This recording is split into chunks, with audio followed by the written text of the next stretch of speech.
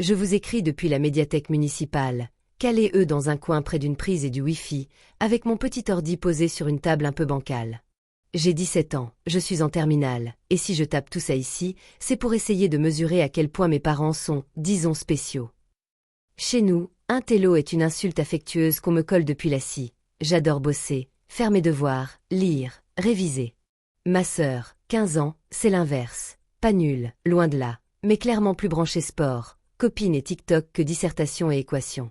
Elle tourne en général autour de 10-12, ça passe. Ce trimestre, par contre, on a eu une saison bizarre. J'ai fini premier de classe, moyenne nickel chrome, et elle a planté 2 matières majeures, donc stage de remise à niveau en plein juillet. Naïvement, je me suis dit que, pour une fois, j'allais avoir droit à un bravo. Je sais pas, un resto, une tape dans le dos, un mot. Rien de tout ça. Mes parents ont estimé qu'il fallait surtout remonter le moral de ma sœur. Leur solution, une semaine dans un chalet au bord d'un lac, à 3 heures de route dans le Jura, pour changer d'air. Ça aurait pu être sympa. Sauf qu'ils ne m'ont pas invité. Pas un ça t'embête si. Non, assumé, planifié. Et le meilleur arrive. Sur la 39, ils sortent à un moment sur une départementale, se garent sur un parking de départ de randonnée, juste une barrière en bois, un panneau sentier balisé, quelques voitures. Ma mère se retourne vers moi, me tend mon sac, celui que j'avais préparé en pensant partir avec eux, et me dit, mot pour mot, ça forge le caractère. Mon père, avec son sourire de bonne blague de papa, ajoute, dormir à la belle étoile, ce sera une aventure. Ma sœur scrolle sans lever les yeux. Je ris, persuadée que c'est une vanne.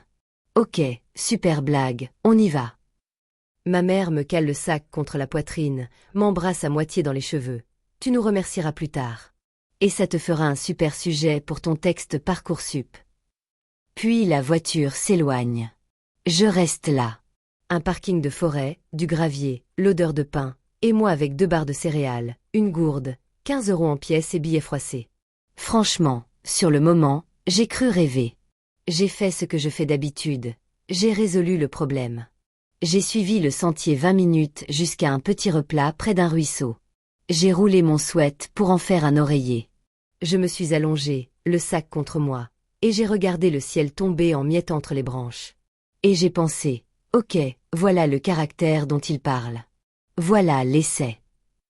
Depuis des mois, je bloquais sur mon projet de formation motivée. Mes brouillons sentaient le carton. Et là, j'étais littéralement laissée sur le bas-côté par mes propres parents. Alors j'ai écrit. Sur la résilience, sur le moment où j'ai vu leur voiture disparaître, sur le silence dans ma poitrine juste après.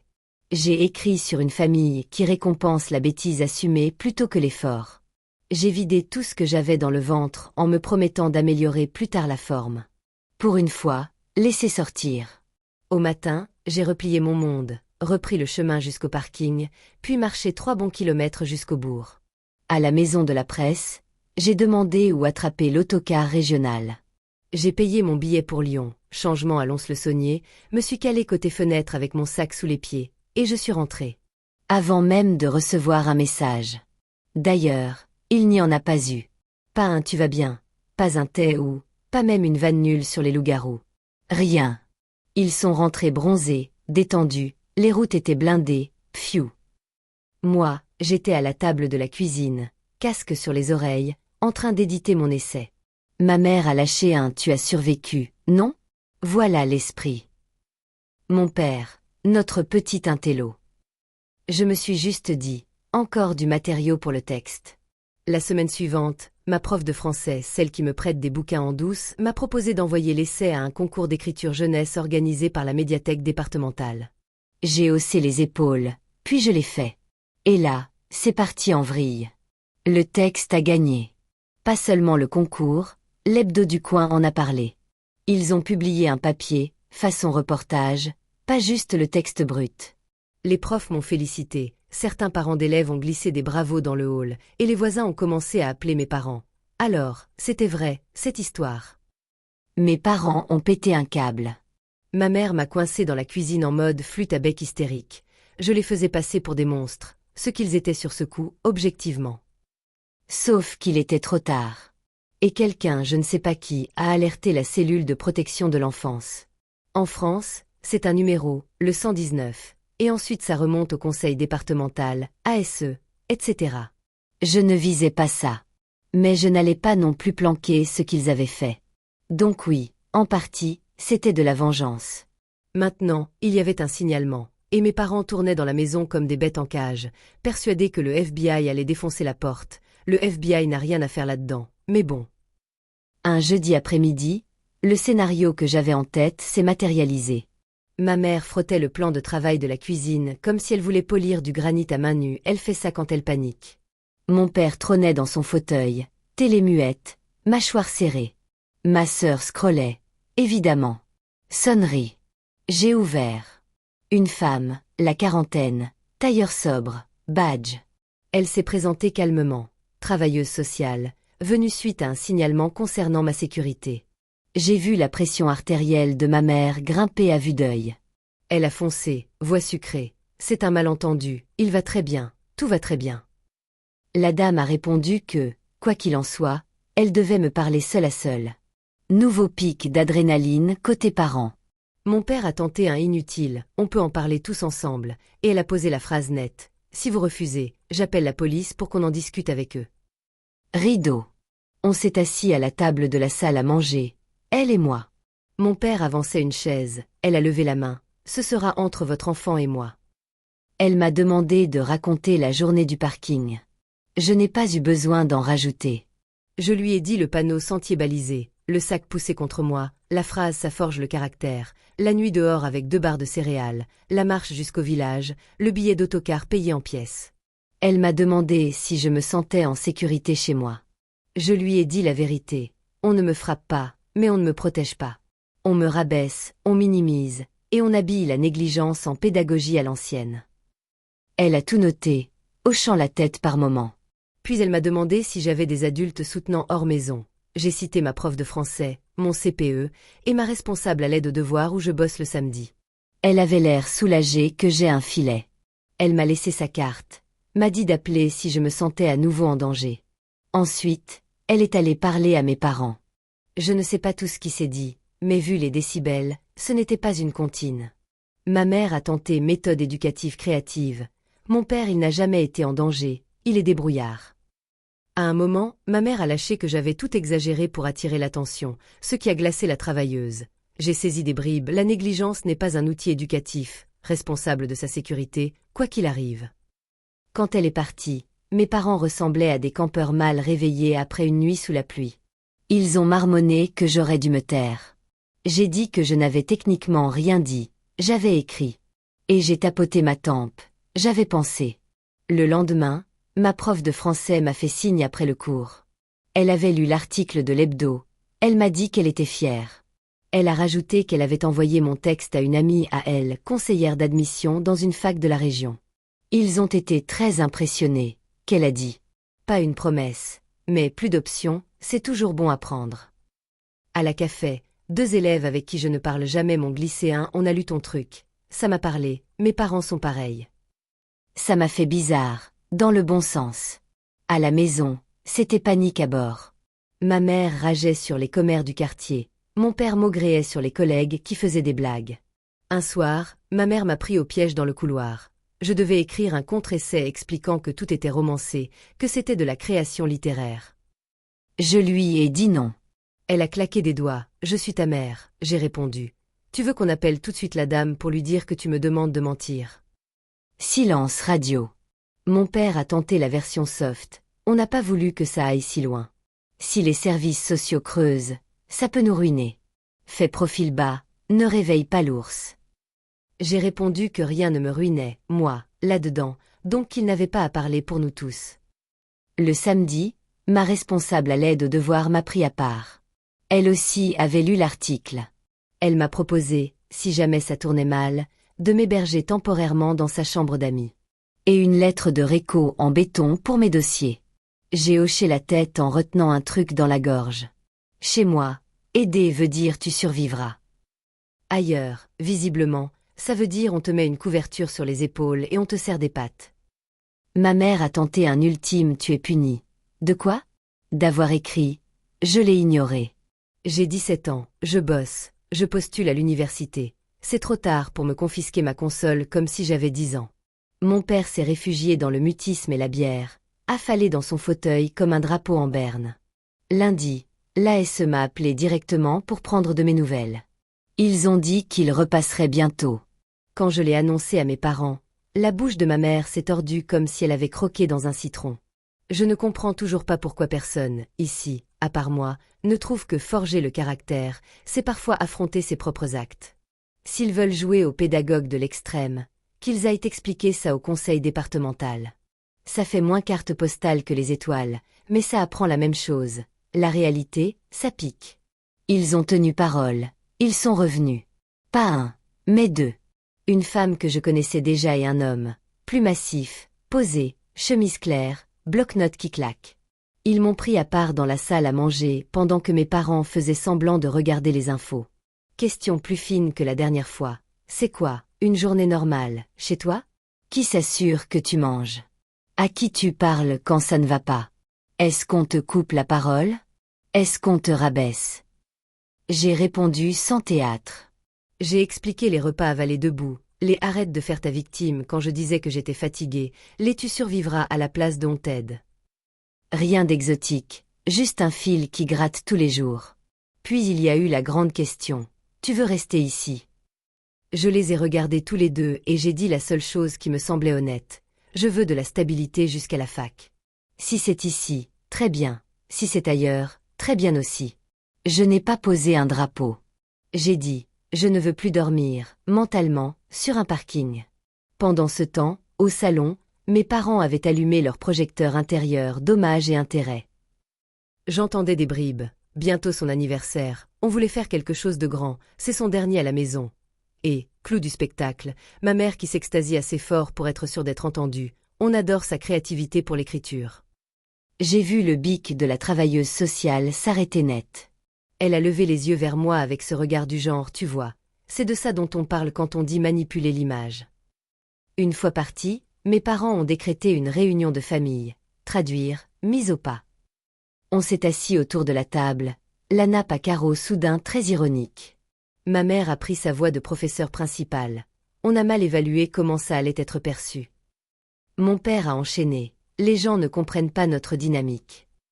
Puis la demande. J'appelle l'ASE pour leur dire que je sais que mes parents m'aiment et que je n'en ai jamais douté. Classique. Je les ai regardés, j'ai pris une inspiration et j'ai demandé calmement. Vous préférez que je les appelle maintenant pour leur dire que vous essayez de me faire mentir, ou plus tard? Fin de la réunion. Le bruit a continué de courir dans le bourg. À la supérette, la caissière m'a glissé un ça va, toi, tout doux. Des parents d'élèves m'ont fait des sourires gênés devant le portail.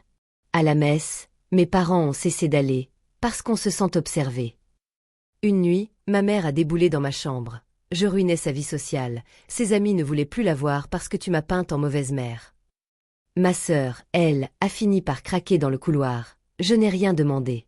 Maintenant, tout le monde pense que je suis la chouchoute.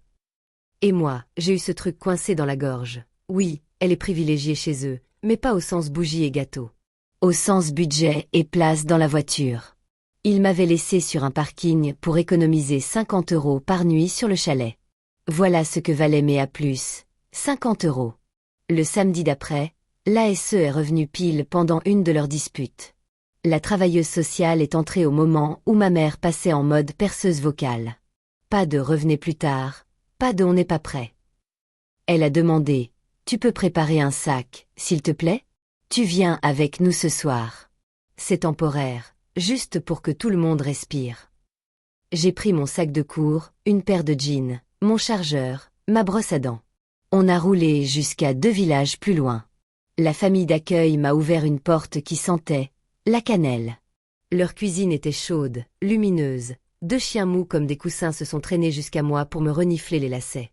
On s'est assis, ils ont servi des spaghettis bolognaises pas prétentieux du tout, avec du parmesan qui colle.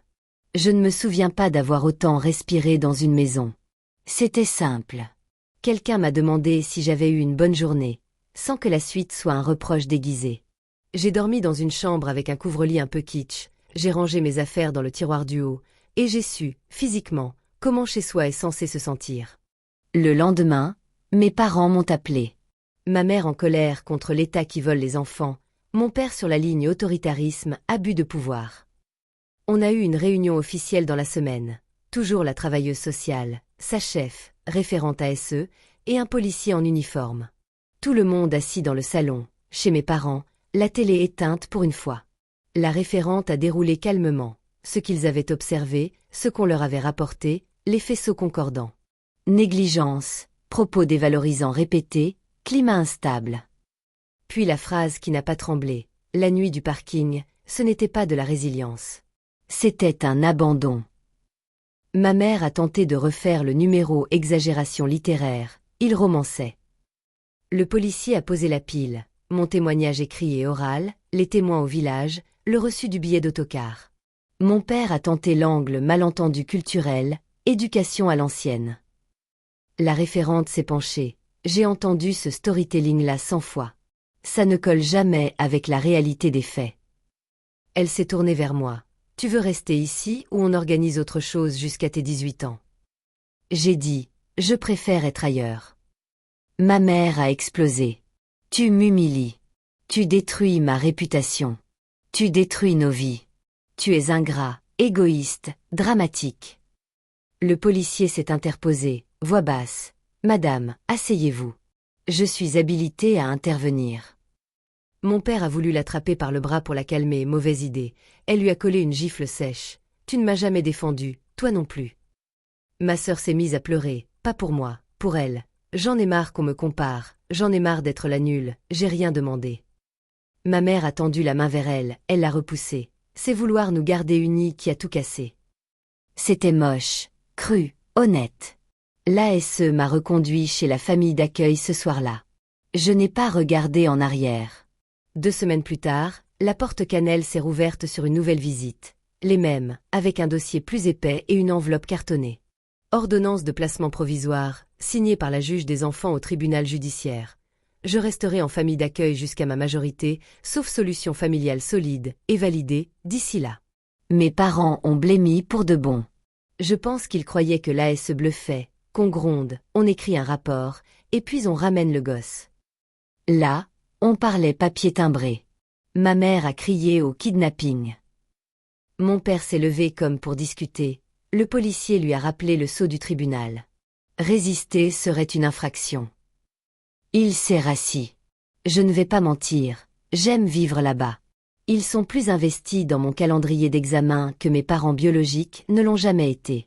Leur maison a des rythmes doux, café qui gicle le matin, sortie des chiens vers 18h, plateau de biscuits sur le plan de travail, mauvaise idée pour la ligne, excellente pour la sensation d'être le bienvenu. La responsable de l'aide aux devoirs m'a aidé à trier mes dossiers de candidature, m'a déposé à la poste pour des envois en recommandé, m'a relu des lettres de motivation comme si c'était les siennes. À l'école, ça suit. J'ai même aidé un 5 à boucler un exposé sur la tectonique des plaques sans pleurer. Progrès. Le journal local a sorti un suivi, pas mon essai cette fois, un papier sur la négligence parentale, chiffré, expliqué, avec des photos pas flatteuses de mes parents récupérées sur Facebook, les joies d'Internet. J'ai dit à tout le monde, ne me demandez pas le lien. J'ai assez donné de moi pour que la planète entière joue aux devinettes. Je protège ce qui me reste. Chez eux, ça a continué de s'effilocher. Mon père enchaîne les arrêts maladie, ma mère ne sort plus qu'aux heures creuses. Ma sœur passe la moitié de ses nuits chez des copines. D'après une connaissance de la mairie, le dossier ASE restera ouvert des années. Surveillance oblige tant que ma sœur est mineure. Ma mère me tient pour responsable d'avoir fait entrer l'État chez nous. Moi, je la tiens pour responsable de m'avoir laissé face à des renards, ou des loups, va savoir, avec 2 barres de céréales et une leçon de vie en guise de boussole. J'appelle ça un match nul. 1-1, chacun son karma. Le plus étrange, c'est que ma sœur et moi avons commencé à nous parler pour de vrai. Des messages un peu maladroits, des captures d'écran de DM débiles, des confidences en fin de journée. On ne s'est pas transformé en duo inséparable, mais c'est la première fois que je sens une alliance, pas une compétition organisée par-dessus nos têtes. Et puis les mais ont commencé à tomber. Nous avons le plaisir de vous annoncer, pas l'école de mes rêves, sans bourse, c'était mort, mais plusieurs facs qui me veulent, avec des aides partielles. Oui, je devrais prendre un petit prêt étudiant, bosser à côté, mais ça me paraît des vacances à côté de vivre chez mes parents. J'ai choisi celle qui me permet de respirer financièrement.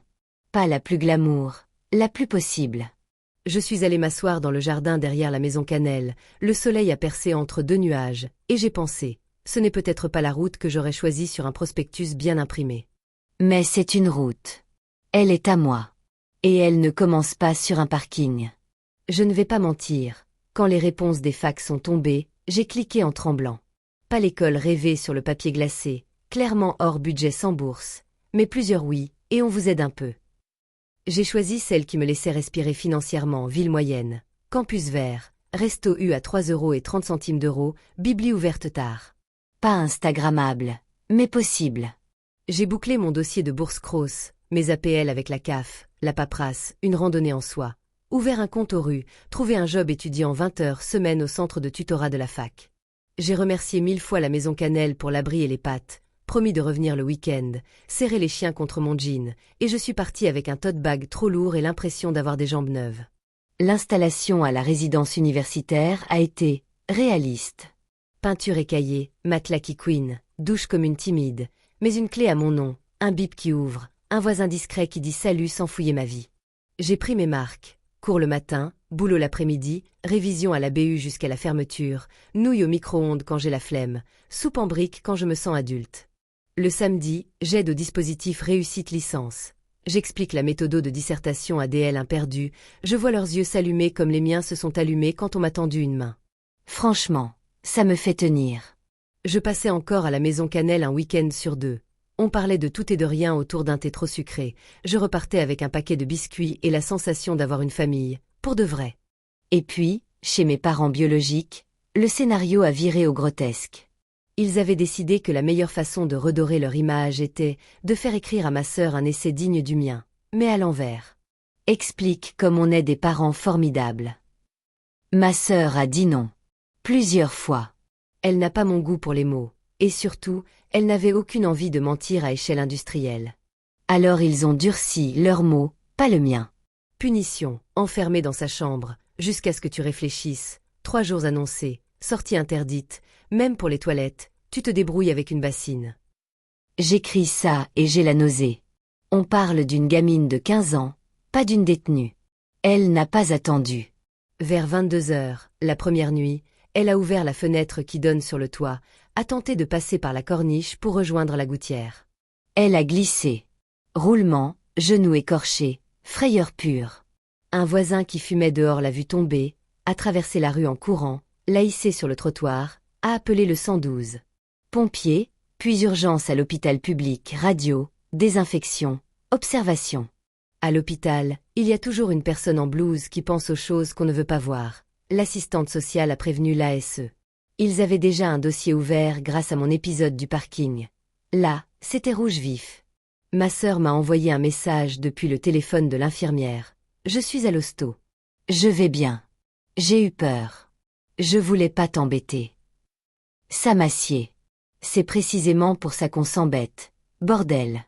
Le lendemain, la même équipe que chez moi, travailleuse sociale, référente, gendarme, a débarqué chez mes parents avec un papier cette fois encore. Mesure de placement provisoire pour ma sœur, chez la maison Cannelle. Oui.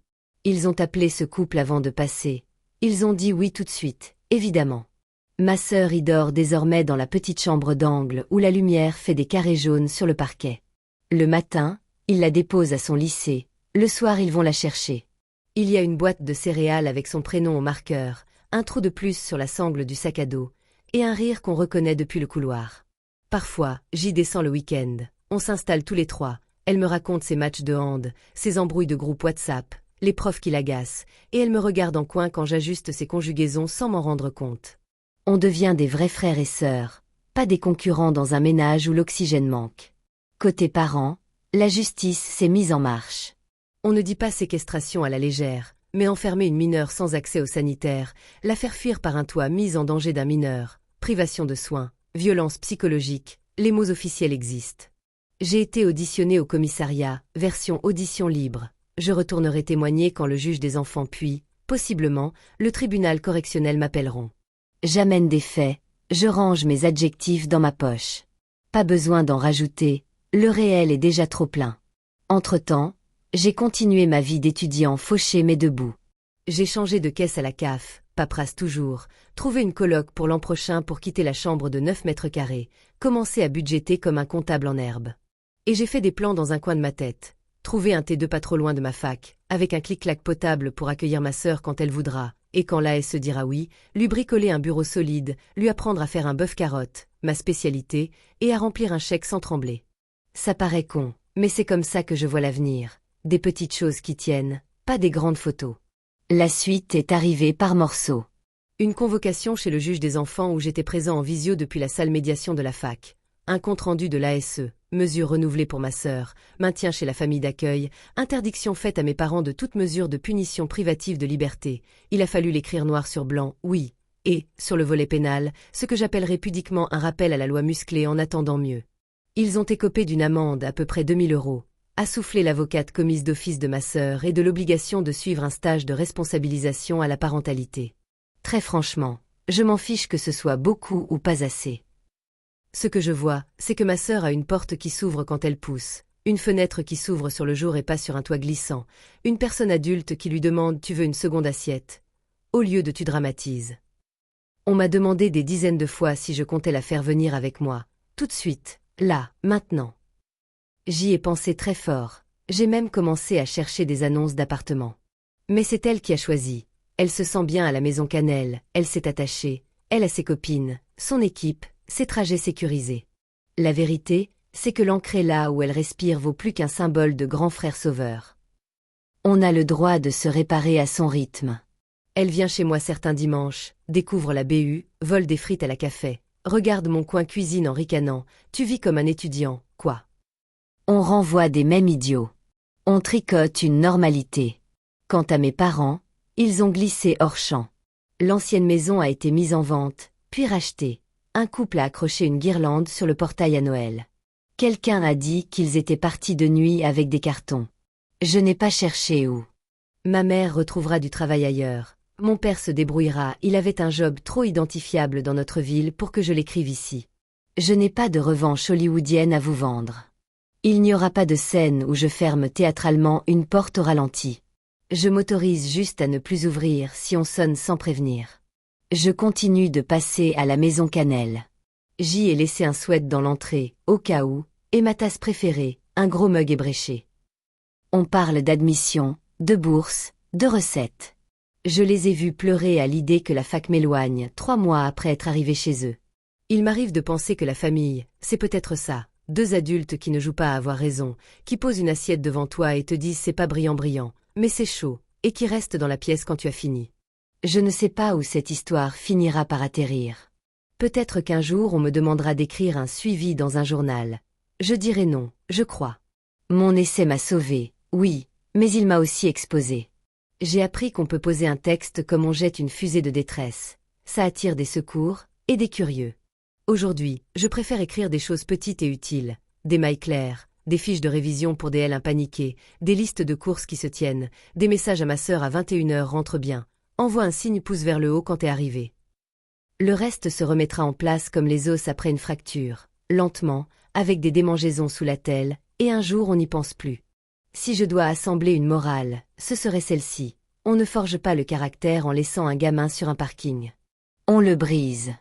On forge le caractère en lui montrant la route du bus, en lui donnant les pièces, en attendant avec lui sous l'abri quand il pleut, et en lui apprenant que l'on peut rentrer chez soi sans avoir peur d'ouvrir la porte.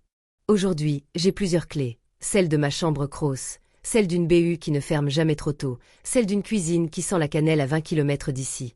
J'en manque encore une, celle d'un appart assez grand pour 2. J'y travaille. Et ça me suffit pour respirer.